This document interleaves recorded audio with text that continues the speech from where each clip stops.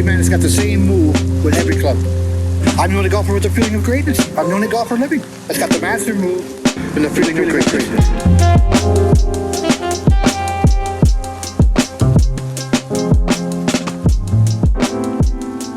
Hey, welcome to the Feeling of Greatness podcast today.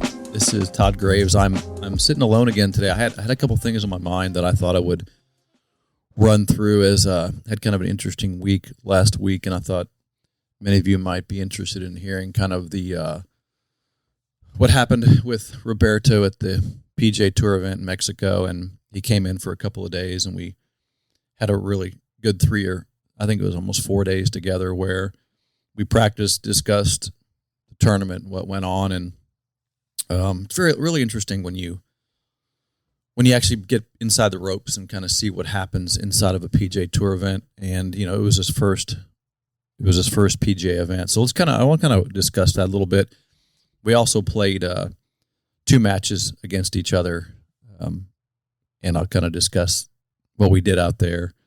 I still have a little bit of game left, but it was really fun to be out on the golf course with him and watch how talented he really is.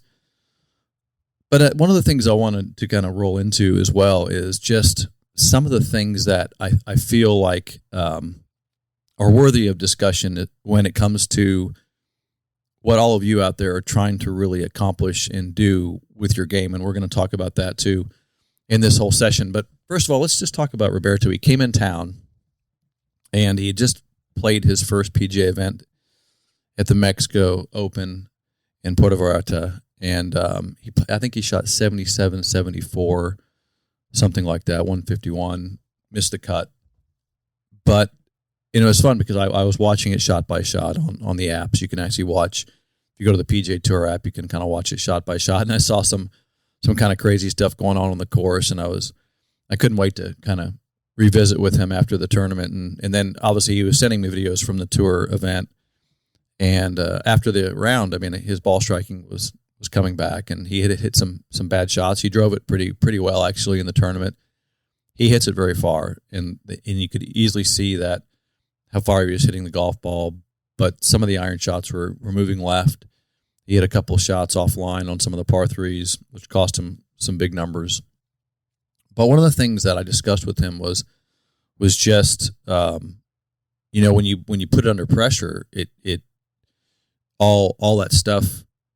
It's like the worst case scenario. Things, what can go wrong kind of will go wrong under pressure. That's why you have to build kind of a golf swing that's can really handle when you're under adrenaline and your mind's kind of working, and you think, well, it's a mental game, and you can get into all that discussion about, well, can you handle the game mentally? And it really, in my opinion, doesn't really come down to that, because if you have a good golf swing and your mechanics are good, and it starts going offline, it has to be good enough to not go that far offline. And we discussed a lot of that. Is there some things that he does that he loses confidence in, and what happens is the feelings come back, and this is where we can drive into some discussions about the importance of quality practice when you're making changes, and how you have to use repetition and build in those changes until it builds this network inside your brain to where it can't, when you have bypassed the comfort mode. So mechanically what happens, and what happened to Roberto is he's practiced, he's hit a lot of golf balls with a particular hand position. It closes the club face. And then when he starts moving the golf club under pressure, that's where his comfort zone is to feel the closing of the face. We worked on that. And obviously, before he left here, he was hitting it fantastic. Now, the question becomes, how do you take that change and then go right back into competition? And the answer is, well, you have to go practice, and you have to get tons and tons of reps. A great book out there about all this stuff is Dan Coyle's book, The Talent Code. If you have a chance to read that book, you should, because it describes this process. And one of the things that that you will get out of that book is it'll both be very enlightening for you to read that. It'll also scare the shit out of you because it'll exactly explain to you the type of effort that you need to put into to make significant changes. It'll also explain to you why tips do not work. Now, you could say that I gave Roberto a few tips when he came in here, but he already has great mechanics, right? So it's easy to make a minor adjustment to great mechanics and see a dramatically different result. So I'm not quick fixing him. I'm just adjusting his mechanics, which are already very good. So the bottom line here is you have to build great mechanics, and then it becomes very easy to make adjustments to those mechanics, as opposed to not having a good baseline to start with and then fighting that baseline of bad mechanics and trying to quick tip it to somehow play the game of golf, which is a very difficult game to begin with. So long story short is Roberto came in town and we worked on his mechanics, but we wanted to take it to the course because that's where you kind of see it go into failure mode. And then you want to put some pressure on it as well. I mean, you can go to the golf course and he'll hit great shots, but then let's put some pressure on this. So we decided to play a match, and we're at Oak Tree National, which I got to admit, the golf course is such a fantastic golf course. The greens are so difficult right now because they adjusted the greens to Bermuda last year. They're extremely firm and fast, firm to the point where you can't stop a ball on them. And to me, it's almost a level of unfairness. I was talking to my brother about it, and he said, Todd, just lay it up on every hole. That way you don't hit it over the back of the green, because I was literally hitting anything over a 7-iron or even an 8-iron. I was just knocking over the back of every green because the ball will not stop. But Roberto we played a match, and throughout like 9 holes, I think I was 1 up. He hits the ball. When he hits a good drive, and I hit a good drive, he will be 50 or 60 yards past me. And that's how far he hits the golf ball. And I wouldn't say I'm long by any means, but I'm definitely not short. So I'm hitting it, let's say 270, and he's hitting it 330, which gives him such an advantage sometimes. Because a lot of times when he's driving it after 330, and even though he has shorter clubs in the green, a lot of the trouble, dog legs and stuff, comes into play for him where it's not in play for me. By the way, I was playing all the way on the tour back to East 7400, where I don't generally play from at our course. I usually play from 7,000 yards. But it was an absolute blast playing with him. So I beat him 1 up in the first match. And then in the second match, I think he beat me 2 up going into I played actually really well in the second match, but he played a little better than me. And he made some birdies and had some shorter clubs in, which was a big advantage. Par 5s, he just has a huge advantage over me. Not necessarily at National, but I can tell that if you went to some place, if I played him 4 rounds, he's going to have a massive advantage because of the length that he hits the golf ball. But he's a fantastic player, and he's going to just continue to develop and grow and become a better player. And it's going to take things like that tournament. He can't get better if he's not putting it, testing it, adjusting it, testing it, and adjusting it. And that's the lesson really from all this for all of you out there is if you want to improve in this game, it's not about, hey, here's a quick tip, go play better. It's I'm working on some fundamental changes. Then you put those changes to the test, you see how they do, and you go back and you check those changes, you see how they're doing, and you just keep repeating that process. And it's a numbers game. How many repetitions are you getting in? Can you put it under pressure? And then repeat that process. And by the way, if some of you are out there going to play tournaments this year, many of you have club championships or member guest tournaments or the things that you play in, and I know none of us want to go out there and not play well.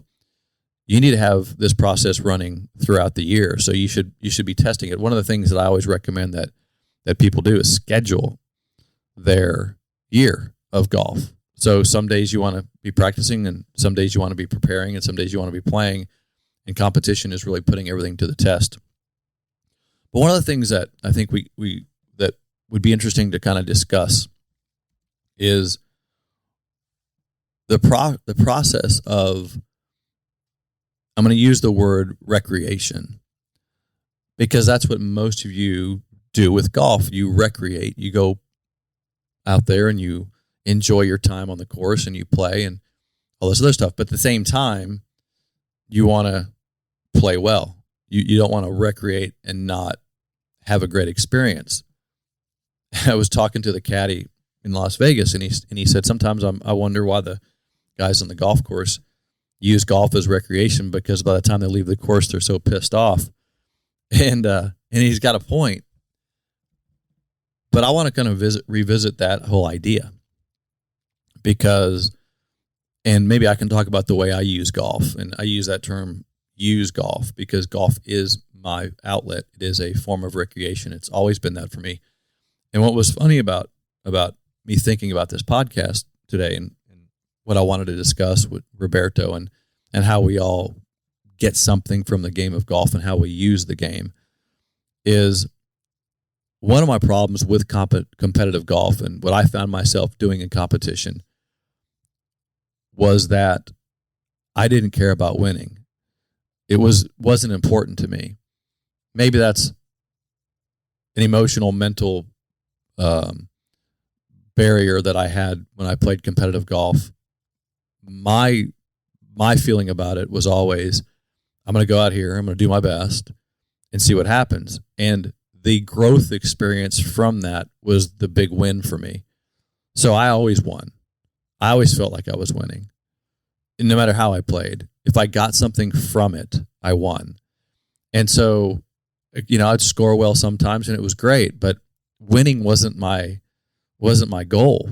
It wasn't like I got to go out there and win. No, I got to go out there and play golf, hit one shot at a time, let the cards fall where they may, and grow from that experience.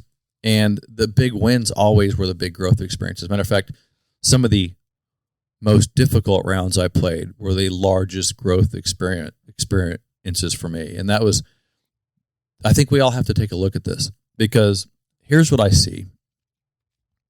And I see it in the questions people ask me. I see it in the conversations I have with people about the game of golf. I see it in the ego side of this as well, because, one of the questions that I get asked quite a bit is, how far does Mo Norman hit the golf ball? And people are so distance oriented.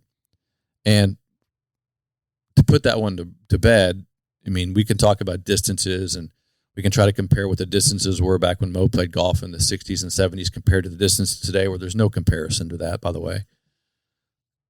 But besides that fact, who gives a shit? If he's hitting it pure and hitting it straight and hitting great shots and playing great golf, and look at how well he was doing it. Look at the music he was playing with the game of golf, and look at the purity of technique that he always talked about in his swing, and look at the pure shots he was hitting and what he was getting from hitting those great shots, which Mo talked about a lot. If I asked Mo this question, why do you like playing golf? He would say, I love the feeling of it. I love the way it feels to hit golf shots. He didn't say, I love how far it goes, or I love my ego because I just hit one 300 yards, or I feel like a man. He never said things like that. It was, I love the way it feels to hit good shots. Now, if we back that conversation up and you say, well, what's that feeling? What do you mean by that? Part of that, according to Mo, in the many conversations I had with him, was the effort and the practice and all the time he spent to refine the technique of hitting a golf ball gets wrapped up in that pure shot he hits and the joy and the hard work. And here's my question for you. Why would you want to miss out on that? Like, why do you want to skip that process? And this is what I see people doing all the time when they ask these questions, is they're trying to shortcut this process. They're trying to say, just give me a great golf swing and I'll move on. And they're going to miss it. They're going to miss the joy of, I don't even want to call it work. It's not even a good word for it. They're going to miss the process and the development and the growth and all the things that they're going to get from developing the technique to pure a golf ball consistently over and over again. Just like Roberto, he cannot miss. He will look back at the Mexican Open. He missed the cut. He'll look back at that as a win. Just like you need to look at every bad shot you hit and every time you're working on your golf game as a win because you're learning from it. And it's funny because I was looking at this definition of the word recreation, and here's interesting. Most people consider recreation as something they do to escape. It's kind of an escapism term, but the actual definition is the periodic destruction and recreation. Think about that for a minute. So if you're going to recreate something, don't you have to break it first to recreate it? And that's exactly what Roberto did at the Mexican Open. It's exactly what everybody does if you want to become, if you want to get in better shape. You have to break your habits that you currently have and create new habits. If you want to build a better golf swing, you got to break your current swing and rebuild it better. You have to break it first. Let me ask you this question. How many of you are you willing right now to break what you have? And some of you have to think about this. I had a student recently at a school say to me, look, Todd, I just want to keep what I got. I get it. I totally get it. And there's nothing wrong with that. But I don't think you can advance forward and get better if you don't break it. I think you can stay where you're at. I think you can maintain. But I don't think you can actually reach another level of competence or get better if you don't break it. I'm going to go practice today. I haven't hit last time I played with Roberto, but I haven't really practiced much lately. Today I'm going to have a practice session. I've been looking forward to this the next couple of days because I got some time to have a few practice sessions. And my first thing is, what do I want to break? Like what do I need to go break and repair and refix and recreate? And I'm going to go look at that today. I'm going to make notes on this. We can talk about this more. Now, a couple weeks ago, I offered to you that I have this practice plan that I work with, and I'm developing this practice regimen and this rules of practice that I have. And by the way, I'm always willing to send that to you if you want it. Just email me at toddg@gravesgolf.com. I'll be happy. It's just a little worksheet I put together. But I want you to start thinking in these terms. And one of the things that I'm working with some of the guys and the people that are coming in for coaching here at Graves Golf, and I'm talking to the team that's talking to these people that want coaching. And here's the question I have for you if you're listening to this podcast. And many of you are probably already members and being coached by us. But if you're not, here's my question for you. Are you serious about this? And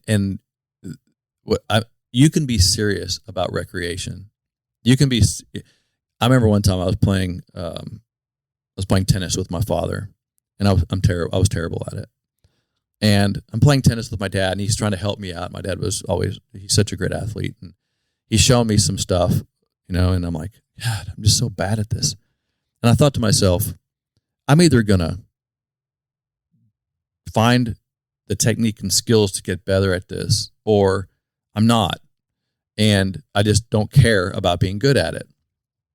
And so if you care about being good at it, doesn't it make sense to try to get to the next level by breaking it and fixing it and developing it and getting the coaching you need so that you don't have to figure it out yourself? And so that's the way the game of golf is. It's too difficult to figure out on your own. You don't have the time to do it yourself. That's what coaching is all about. So when I'm talking about coaching, the very first question I would have for you is this question: why do you want to do it? And are you willing to break it so you can make it better? Because that's what has to happen. I was in California and I was teaching this last week, and here's what happens during a practice session. And this happens to everybody, and this will happen to you as well. There is a sweet spot of practice. So what happens, just like when I'm working with Roberto and today when I'm practicing myself, I'll be breaking down my swing. I will be looking for something to practice and try to get a feeling for. So let's say, I'm going to use an example. Let's say today I want to work on my right leg position and how it moves into impact. I'm trying to get more internal rotation on my right leg. I've been doing this for a little while now. And I'll pinpoint that feeling. I'll pinpoint what it should feel like. And I'll use video to do this. And all of a sudden I'll get this great feeling. It looks right on video. I got it. Now, I did it one time perfectly. Okay, I got it. Now I'm going to try to get into a sweet spot and do it again. And then again. And then again. And then again. I'm going to try to stay in this sweet spot of this feeling. I'll probably use video to get some feedback on it as well, but I'm going to stay in what I call the sweet spot over and over and over and over. Now, how many times should you stay in the sweet spot? As many times as you can. You want to stay there. You want to stay there as long as you can. Now, I may not hit every shot perfect. I may hit some bad shots, some good shots, but I'm getting that feel that I want in that right leg, in that movement. But I got to stay in that sweet spot. And so when you practice, the goal of practice is that sweet spot, is finding what sweet spot you're trying to get in. And this is why we always talk about the one thing. You can really only focus on one thing, one sweet spot. And what we get so distracted by is the result we're getting. We get very distracted by the result. We hit a bad shot. Well, it must have been a bad swing. No, that's not true. Are you staying in the sweet spot? Are you getting what you want? Are you getting the feeling for it? That's what's going to matter. So you have to be very clear about what you're trying to accomplish, and you got to try to find that sweet spot. Now, that's a form of recreating my swing, right? I'm breaking something in my swing and trying to rebuild it. That's a form of practice. That's not the only form of practice, but that is a very important form of practice when you're recreating your golf swing. This is the process Mo Norman used, by the way. This is the process all great players, athletes, anybody who builds great technique has worked themselves through this process. That is one type of practice. And then obviously there's other types of practice where you're not breaking your swing. You're just going into rhythm and hitting golf shots. That's a different type of practice. You have to understand these types of practice. So my question for you as I wrap up this kind of short podcast here and give you this message is, I think you need to assess, how willing you are to break down your swing once in a while and break it to make it better. This is where we run into interesting dynamics at our golf schools, because many people are there because they want the fix, but they don't want anything to break before they get the fix. They just want the fix. They want to add on to what they're doing. When you can't just add on, you have to rebuild what they're doing. That means you have to break. I'll tell you a quick story, and then we'll wrap this up. It was probably been 15 years ago, one of the very first golf schools I was doing in Orlando, maybe longer than that. It may have been 20 years ago. One of the students at the school was a really well-known billiards instructor. I think he was from Dallas, Texas. And we were teaching the golf swing as we always do. And he walked up to me and he said, Todd, he goes, one of the reasons I'm here is because I want to see the process you guys use to instruct. He goes, it's perfect. He goes, it's the same exact process we use when we teach billiards. He goes, let me tell you what we do when we bring people in to teach them how to become better billiards players. He said, you would think, and he goes, by the way, these people are professionals. He goes, people are some of the best billiards players in the world. They come to us for instruction. And he goes, you would think we would just say, okay, adjust this, adjust this, adjust this. He goes, that's not what we do. He goes, what we do is, while they're trying to shoot, we completely mess them up. He goes, we hit the stick, we knock their hands, we distract them, we make it. He goes, by the end of the first day, they can't even shoot a billiards ball anymore. He goes, they're just so rattled. He goes, we have completely unwired them. He goes, sometimes they're frustrated. They're like, what the hell did you do to me? They're totally just completely a mess. He goes, then we start building them back. And I'm like, that is a great process. That is a genius process, because what they've done, according to the way the brain works, and if you read the talent code, you'll get some of this, is they've unwired them so they can rewire them. Because what happens is right now you have a programming in your brain of the way that you have repeatedly done something, right or wrong, you have a wiring in your brain. And now, if I can either try to break into that wiring and help it, which is so hard to do because it is so ingrained. I think Dan Cole calls these the ski tracks. You keep going into the same ski tracks when you're skiing.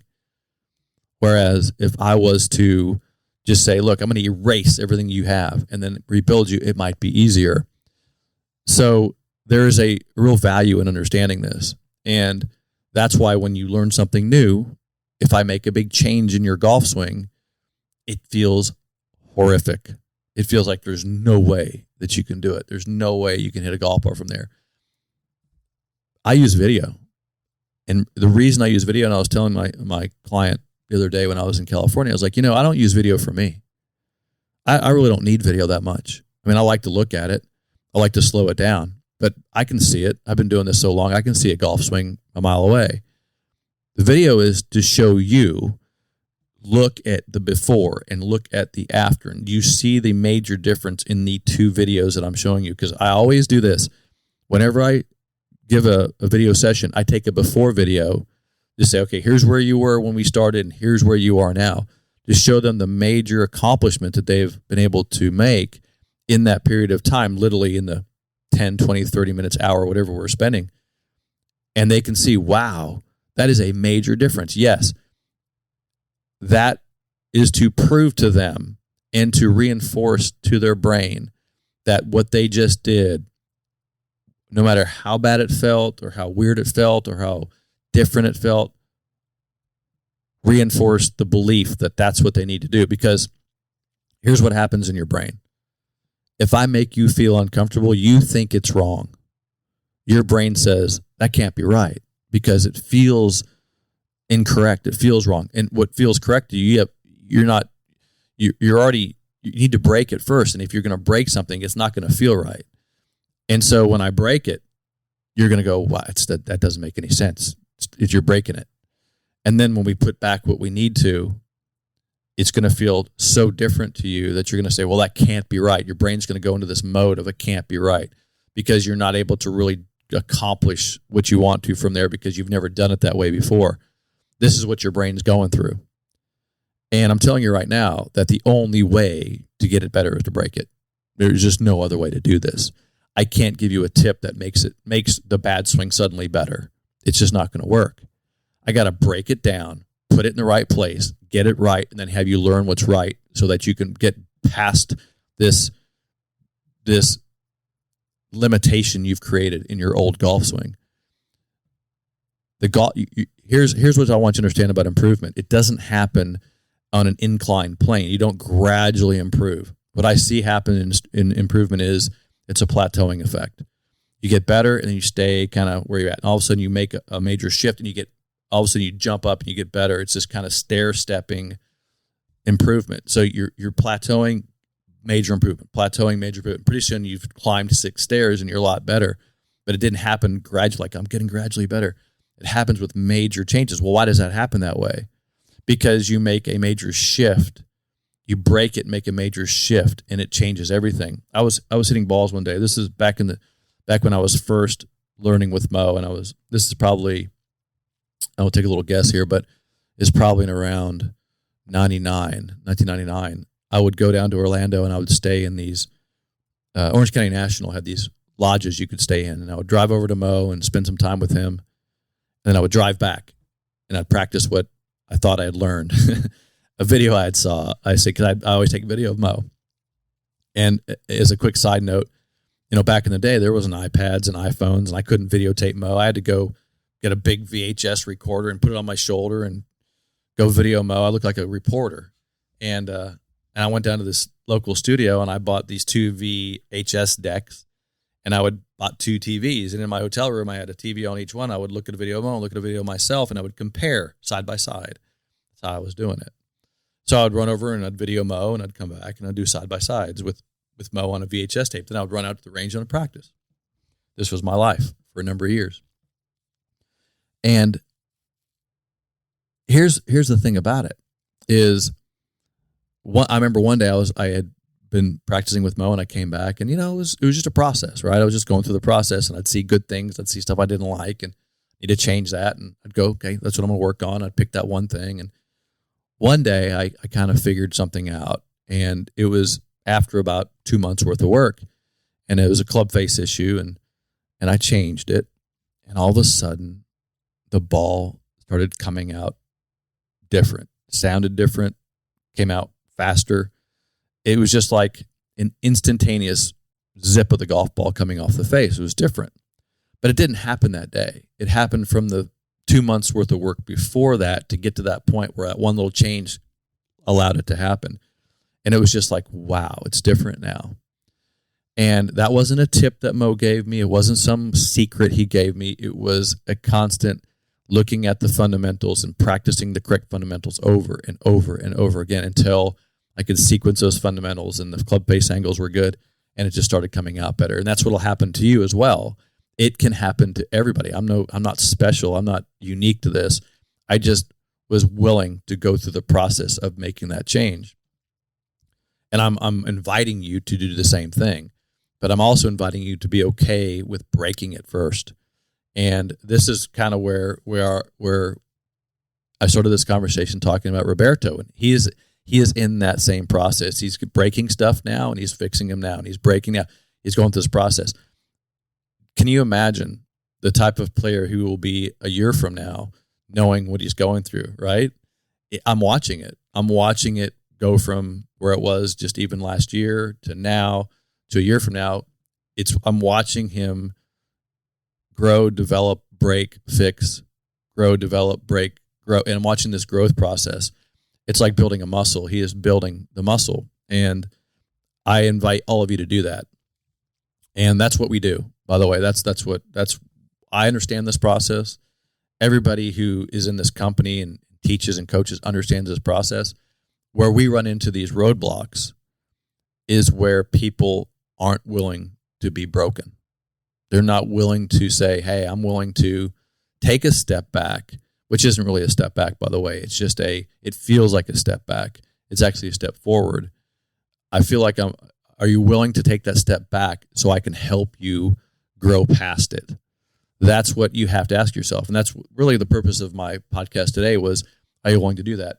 I answer these questions on YouTube all the time, and they're so ego related that I don't answer most of them. I delete most of them, but I can tell already that you're either willing to get in this process or you're not. If I was to survey every one of the thousands of people that are in our coaching program, I can guarantee it, they're all willing to go through that process. It's maybe it's a mindset, maybe it's a place that people are willing to go to, and I'll say it probably for the 1 millionth time in my coaching life, willingness is the most valuable asset you can step into coaching with, is the willingness to make changes and be broken.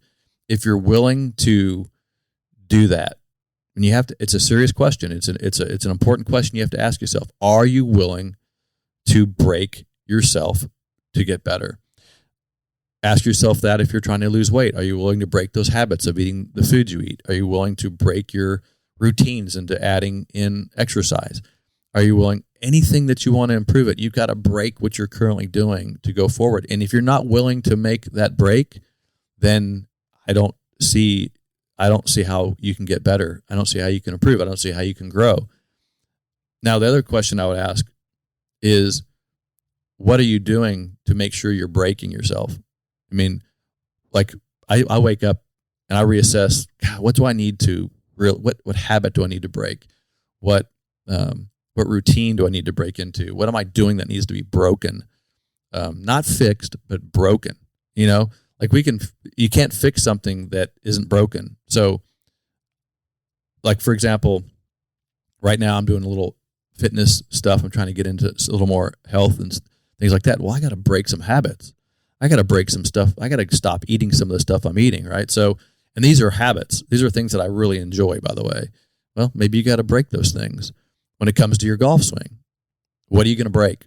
Like, are you willing to break the way you play golf right now and go into a rebuild mode? Well, let's do that. Let's get on it, right? And let's get serious about it. So a willingness to break it and a seriousness of the improvement. And one of the things that really helps me get through this is knowing the outcome. You have to have some kind of perspective on the bigger future. So maybe you got to post a picture of Mo on your wall and say, that's what I did. I had this vision of Mo Norman being better ball striker than him. I got to witness it firsthand. So it was real to me because I could see what was possible. Maybe you need that to see what's possible for you. Either way, that's the motivation behind it. But I think that all of you out there listening to this podcast will benefit from being okay with the idea that you got to break it to improve it. You got to break it to improve it. So that's an invitation from me to you today as we, and I had this on my mind because I'm watching Roberto go through this process, and it's really fun to watch. I've been through some of this process. I'm still going through it. I break everything in my life and try to recreate it. I do it with my company all the time. They call me the big disruptor in my company because I'm always breaking stuff. Because I know we can't build a better company for you and become better coaches if we're not breaking stuff all the time. So I like breaking stuff, but then I like rebuilding it too. And that's the idea here, is to recreate it better. So you got to break it down and recreate it better. And that's my invitation to all of you. If you're not in our coaching programs, get in it, because it's time for you to get serious about this. I don't care who you are. You're not going to get better unless you break it down and then rebuild it.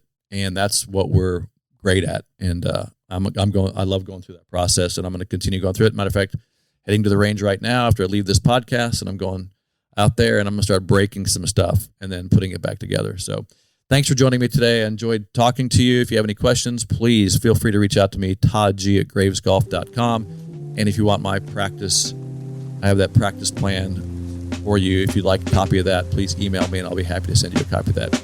Until then, I will talk to you soon. Thanks for joining me. We'll see you again.